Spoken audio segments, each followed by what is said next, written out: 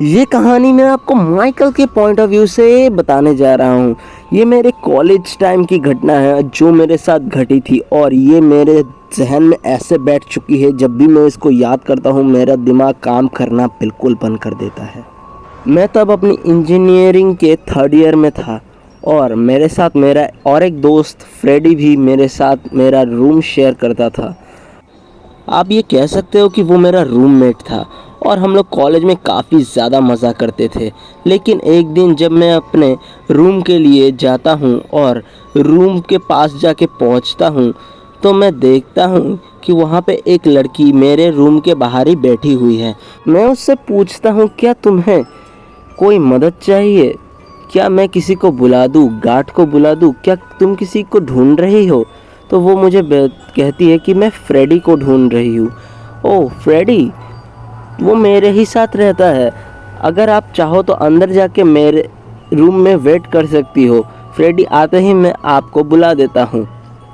लेकिन मैं उससे ये पूछे बिना नहीं रह पाया कि वो फ्रेडी की क्या लगती है। तो उसने मुझे बताया कि मैं फ्रेडी की गर्लफ्रेंड हूँ। मुझे पहले थोड़ा सा अजीब लगा क्योंकि मैं और फ्रेडी तो बहुत दिनों से एक साथ रहते हैं और एक साथ खाना पीना और सब ड्रिंकिंग भी करते हैं, लेकिन उसने कभी मुझे बताया नहीं कि उसकी इतनी सुंदर गर्लफ्रेंड भी है। ये मुझे थोड़ा अजीब लग रहा था और मैं जब कहता कि आप मेरा फ़ोन लेके फ्रेडी को कॉल या फिर मैसेज कर दो ताकि वो जल्दी आपसे मिलने आ पाए, लेकिन वो मानने को तैयार ही नहीं थी। वो कह रही थी कि मैं वेट कर लूँगी, मैं वेट ही करूँगी, आप अपना काम कर लो। मैं कहता हूँ कि ऐसे तो वो कब आएगा मेरे को पता नहीं, तो आप एक बार कॉल कर लो उसको। तो वो अपना मुंह उस तरफ घुमा के चुपचाप बैठ जाती है। मुझे ये थोड़ा सस्पिशियस लगता है, लेकिन मैं उसके ऊपर ज़्यादा ध्यान नहीं था और बाथरूम में जाके फ्रेडी को मैसेज कर देता हूँ कि तुम्हारी गर्लफ्रेंड यहाँ पे आके बैठी हुई है, जल्दी से आओ। फिर उसका कॉल आता है, क्या तुम मेरे साथ मजाक कर रहे हो? मेरी गर्लफ्रेंड तो अभी कोई भी नहीं है, मैं अभी किसी भी रिलेशनशिप में नहीं हूँ। मेरी 5 साल पहले वाली गर्लफ्रेंड ने भी अपना जान दे दिया था थर्ड फ्लोर की छत से कूदने के बाद। तब मैंने जब उस लड़की का हुलिया उसको बताया तब वो धीरे धीरे थोड़ा सा सहम उठा और उसके चेहरे से थोड़े थोड़े हंसी के बाब आने लगे। लेकिन मेरे शरीर में तो जैसे सिरहन सी उठ चुकी थी। अगर उसकी गर्लफ्रेंड 5 साल पहले ही मर चुकी है तो आखिर ये है कौन? हम दोनों को ही काफ़ी ज़्यादा डर लगने लगा और उसने कहा कि मैं आ रहा हूँ, रुको, मैं आ रहा हूँ, जल्द से जल्द आने की कोशिश कर रहा हूँ। और मैं बाथरूम में चुपचाप खड़ा होकर बैठने लगा और जब मैं बाथरूम से बाहर निकला तो देखा कि वो लड़की छत के ऊपर खड़ी हुई है और कह रही है कि शायद फ्रेडी के काबिल मैं बिल्कुल भी नहीं हूँ। और मैं जब उसको बचाने के लिए आगे बढ़ा तो वो मेरी तरफ देख के हंसी और छत से नीचे कूद गई। ये इंसिडेंट देख के मेरे तो चीख निकल गई और जब मैंने नीचे की तरफ देखा तो वहाँ पे कुछ भी नहीं था लिटरली। तभी फ्रेडी वहाँ पे आता है और मुझसे पूछता है कहाँ पे है वो लड़की, और मैं उसको सारी बातें डिटेल में बताता हूँ। और फिर मुझे वो कहता है कि ये शायद तुम्हारा वहम होगा, लेकिन मुझे ये पता नहीं था कि वहाँ पे वो ब्लू कलर का कपड़ा जो उस लड़की ने पहना था वो अभी भी मौजूद था। मतलब ये कोई सपना नहीं बल्कि सच में हकीकत थी और इस हकीकत ने मुझे बहुत दिनों तक सोने नहीं दिया और मेरी रातों की नींद उड़ा दी। फिर हमने उस कपड़े को फ्रेडी की गर्लफ्रेंड की कब्र के सामने जाकर रख दिया। ये कहानी मैं आपको मैरी के पॉइंट ऑफ व्यू से बताने जा रहा हूँ। आज मैं 60 साल की हूँ, लेकिन ये घटना मेरे साथ घटी थी 20 साल की उम्र में, जब मैं और मेरे दोस्त कैंपिंग करने के लिए एक जंगल में गए थे। ये घटना मेरे जहन में ऐसे बैठ गई कि आज तक मुझे इसके बुरे सपने आते हैं।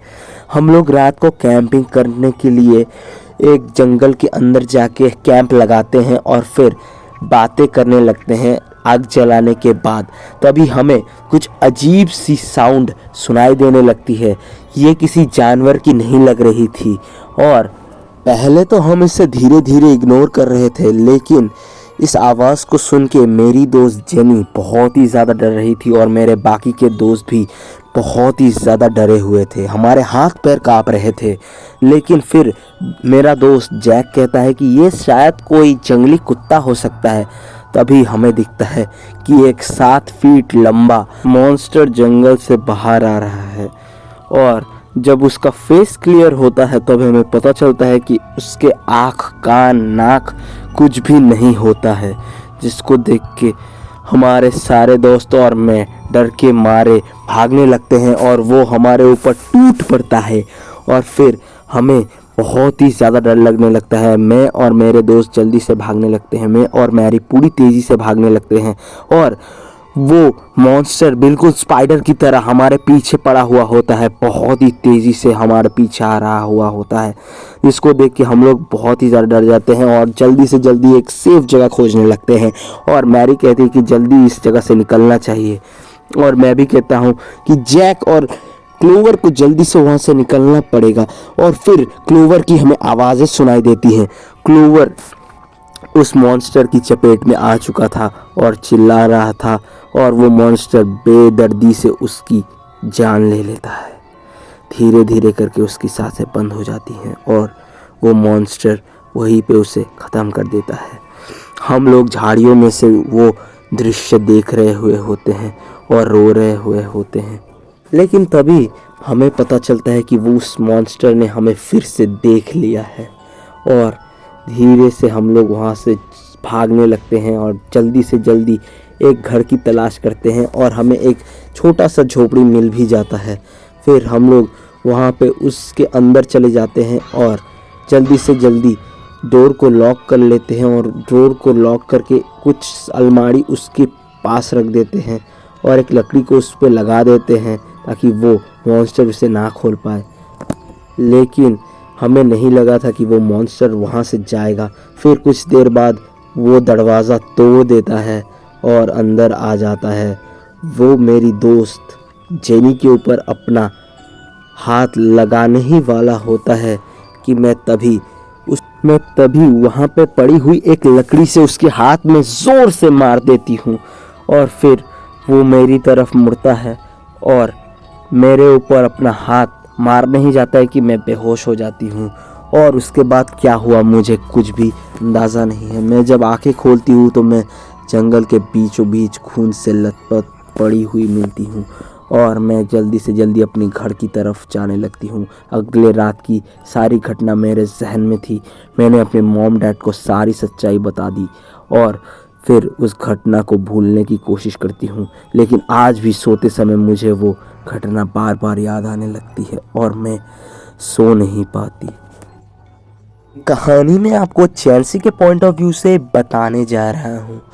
दोस्तों, मेरी बहन चेल्सी बहुत ही ज़्यादा खूबसूरत और सुलझी हुई लड़की है और उसको जानवरों से काफ़ी ज़्यादा प्यार है।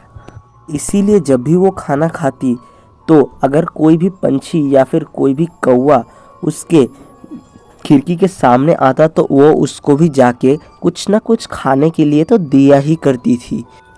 और यही अच्छी बात मुझे भी काफ़ी ज़्यादा अच्छी लगती थी। इसीलिए एक दिन जब वो अपने कमरे में शावर लेके आ रही थी और उसके बाल पूरे गीले थे, तब वो जाके देखती है कि वो सभी लोग खाना खा रहे हुए होते हैं और टेबल पे सभी लोग बात भी कर रहे हुए होते हैं। वो जाके सो जाती है, लेकिन उसके पेट में बहुत ही ज़्यादा दर्द हो रहा था और धीरे धीरे ये दर्द असहनीय हो जा रहा था और ये दर्द इतना ज़्यादा बढ़ चुका था कि अब वो कुछ अजीबोगरीब आदतें उसमें दिखाई देने लगी। उसका चलने का स्टाइल और उसके खाने खाने का तरीका धीरे धीरे बदलने लगा और वो कभी कभी दीवारों पे अपने हाथों को मारने लगी। उसके आंखों के नीचे डार्क सर्कल पड़ गए।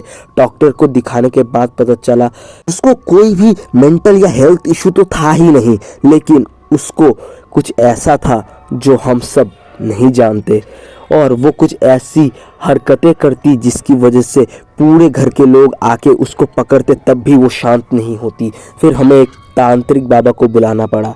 फिर उन्होंने जब अपने मंत्रों का उच्चारण किया तब उनको पता चला कि इसके अंदर एक जिन्न ने प्रवेश किया है, और वो कह रहा है कि ये लड़की मुझे बहुत ही ज़्यादा पसंद है, ये मुझे खाना देती है और मैं इसको नहीं छोड़ूंगा। और बाबा को पता चल गया कि उस कौवे के आँखों में नहीं, कौवा ही एक जिन के रूप में आके इसके शरीर में बस चुका है।